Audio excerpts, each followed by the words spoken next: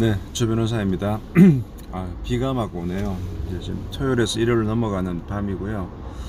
사무실에서 조용히 이제 이런저런 계획 좀 세우고, 다음 주에 강의가 좀 하나 있어가지고 강의 준비하고 지금 들어가는 길입니다. 예전에 제가 마케팅 책에서 자주 보고 칼럼도 쓰고 그랬던 것이 이런 게 있었거든요. 약점을 드러내면 더 이상 약점이 아니다. 그리고 오히려 그 약점을 이렇게 자기를 더 강화시키는 방법으로 쓸 수도 있다. 이런 걸로 대표적인 예가 미국의 어느 회사의 광고였는데, 그 회사가 어비스라고 하는 AVIS 어비스라고 하는 그 렌터카 회사예요. 그런데 그 당시에 어비스는 만년 2등이었어요. 만년 2등. 확실한 1등이 항상 존재했었죠. 허츠라고, HERTZ라고 하는 허츠라고 하는 회사가 항상 1등이었기 때문에 어비스는 항상 2등이었었어요. 그래서 광고를 할 때 어차피 우리가 2등인 걸 다 사람들이 아니까 굳이 우리가 1등이다, 1등이 될 것이다 이렇게 얘기하는 것보다는 We are number 2, 우리 number 2입니다. 그래서 we try harder, 그러니까 더 노력할 겁니다. 이렇게 광고를 한 거예요. 그러니까 우리가 2등이라고 하는 것을 아예 드러내놓고 광고를 했다. 그래서 약점을 드러내었지만 오히려 그 광고에서 사람들은 그래 2등이니까 1등이 되려고 더 열심히 하겠지라는 이제 그게 어필이 되어서 유명한 광고로 알려졌는데, 제가 오늘 왜 이 말씀을 드리냐 그러면, 그 어비스가 항상 1등, 넘지 못할 1등으로 딱 전제하고 같은 회사가 헐츠라고 하는 회사인데, 오늘 그 페이스북 보니까 신문기사 누가 링크해 있던데, 헐츠가, 미국 회사가 파산 신청을 했더라고요. 파산 신청을. 그런데 또 재밌는 게 미국의 2위 렌터카 업체인 헐츠가. 그래서 일단 전 두 가지 생각이 들었죠. 하나는 아니 그 어비스가 그렇게 넘고 싶어 했던 부동의 1위였던 헐츠가 파산 신청을 했다고?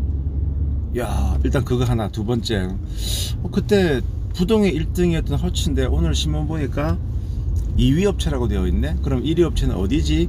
이런 식의 생각을 제가 두 가지를 다 하게 됐죠. 우선 제가 급히 찾아보니까 1위 업체는 미국의 엔터프라이즈라고 하는 회사 같아요. 정확한 건 아닐지 모르지만 여하튼 2등은 맞고, 그 다음에 어비스라는 회사는 저기 한 5위권에 지금 머물러 있더라고요, 보니까. 그러니까 옛날에는 2등임을 강조했는데 지금 5위로 머물러 있는 것 같고, 그러니까 적어도 한때는 난공불락에 위치해 있던 허츠라는 회사가 지금 파산 신청을 했다. 그게 우버라든가 이런 소위 말하는 공유경제 그쪽 문제도 있었고, 그 다음에 코비드, 이 코로나 문제도 있었고, 이게 겹쳐가지고. 그래서 사실 어때요, 사장님들? 요즘 어떠십니까? 사장님들 되게 힘드시지 않나요? 되게 힘드시죠. 제 상황을 좀 말씀을 드리면, 공개할 수 있는 범위 내에서 말씀을 드리면, 저 같은 경우도 전년 대비 1월달, 2월달은 실적이 나쁘지 않았는데 이 코로나 이게 영향을 주더라고요. 영향을 줘서 진짜 아찔한 습관까지 갈 뻔했는데, 다행히 제가 이제 작년에 사실은 거의 제가 돈을 받지 못하고 거의 노력 봉사했던 제 클라이언트 한 두 군데가 지금 엄청 일을 많이 벌이고 있어요. 그러다 보니 작년에는 시간만 쓰고 제대로 이렇게 돈이 솔직히 돈이 안 됐었는데, 지금 올 3월 4월 달에 엄청나게 일들을 많이 벌이면서 이제 그게 사실은 어떻게 보면 중요한 저희들의 수입원이 된 거죠. 그래서 총액으로 봐서는 오히려 작년보다는 더 좋아졌어요. 더 좋아졌는데, 제가 생각해 보는 거죠. 만약에 이 두 업체의 선전이 없었다면 전년 대비하면은 이게 엄청 줄어드는 거거든요. 그러니까 아찔한 거죠. 그러니까 이 로펌 중에도 아주 대형 로펌들이야 탄탄하겠지만은, 저는 작은 규모이기 때문에 그러니까 오너로서 뭘 해야 되느냐, 오너로서 참 되게 중요한 게 매출 관리, 캐시플로우 관리인 것 같아요. 이게 매달 돈이 이렇게 들어온다는 걸 전제해서 경영을 하고 있는 건데, 한 몇 달, 그게 한 달, 두 달, 어떤 경우에는 한 달만 이게 뭔가 제대로 안 들어와도 휘청하잖아요. 근데 이것이 두 달, 석 달, 넉 달 이렇게 되게 되면 진짜 머리가 아파지는 거죠. 그래서 저도 3월 달부터는 이 캐시플로우에 좀 더 집중을 하게 되고, 미수금 관리에 신경을 안 쓸 수가 없어요. 그리고 예전에는 일단 사건이 들어오면 무조건 이제 스타트를 했는데, 한정된 저희들 리소스로서 돈을 벌어야 되니까 당장 어떤 그 계약이 되지 않으면 일단은 초도 상담만 하고 스테이를 하는 거죠. 돈을 지불할 수 있는 곳에 우선할 수밖에 없는, 그럼 현실적으로는 그렇게 될 수밖에 없고, 그 다음에 어떻게 보면 이제 좀 새롭게 또 고객을 창출해야 되는 그런 부분도 있고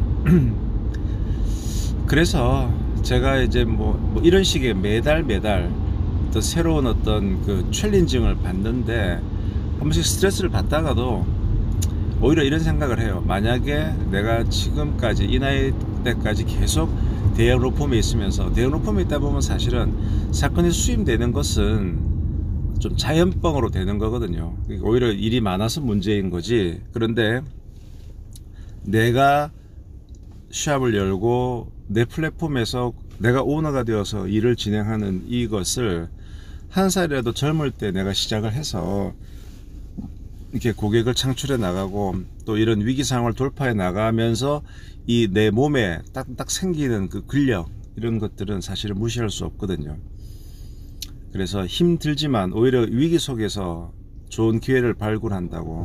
그래서 요즘 한창 문제가 되고 있는 언택트, 언컨택트, 이 언택트와 이 법률과 어떻게 연결시킨가를 뭐 저도 좀 고민을 예전에 한 바가 있었는데, 그래서 좀 천천히 준비를 하고 있다가 오히려 이 언택트가 법률 쪽의 어떤 디지털화를 이제 강제적으로 막 지금 시키는 것 같아요. 그래서 제가 유튜브라든가 이런 것들을 요즘 많이 올리는 거 이유 중에 하나가, 컨텐츠를 만드는 측면도 있겠지만은 여러 가지 테스트를 제가 좀 하고 있는 거예요.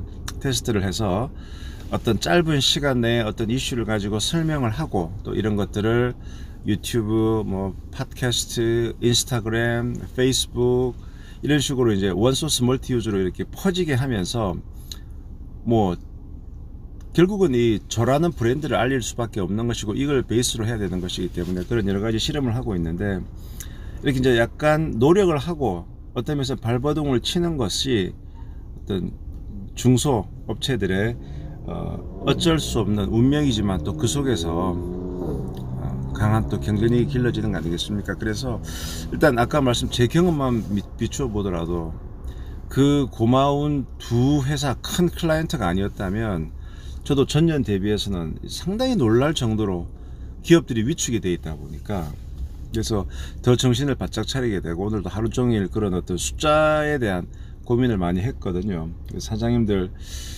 잘 버텨내시고, 예전에 제가 어느 글에서 이런 걸 본 것 같아요. 불황이 무서운 것은 딴 게 아니고, 이 시장에서 약한 자들을 다 그냥 이렇게 사라지게 만들어 버리는, 이렇게 도태시켜 버리고 죽여 버린다. 그래서 불황이 무섭다고 하는데,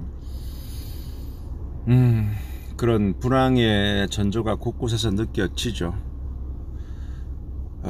그래서 이 사장님들은 더 이럴 때 책도 많이 보고 계속 기사도 보면서, 내가 몸담고 있는 업종에 과연 어떻게 바뀔 것인가, 그리고 내가 할 수 있는 범위 내에서 이 어떻게 돌파할 것인가에 대한 그런 창의적인 고민을 진짜 해야 될 그런 시간이 된 것 같습니다. 자, 다들 힘내시자고요.